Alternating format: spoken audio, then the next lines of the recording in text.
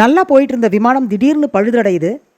அந்த பைலட் எட்டி குதித்து தப்பிக்க வேண்டிய கட்டாயத்தில் இருக்கார்.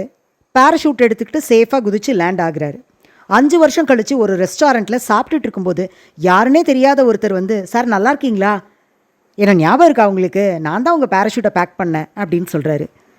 இவர் அப்படியே எமோஷன் ஆகிடுறாரு. ஏன்னா இவர் உயிரை காப்பாற்றினதே அந்த பேராஷூட் தான். இன்றைக்கி இவர் உயிரோடு இருக்காரு அப்படின்னா அதுக்கு காரணம் அந்த மனுஷன்தான். ஆனால் அவரை ஒர்க் பிளேஸில் ஒரு முறை கூட அவர் கவனித்தது கிடையாது.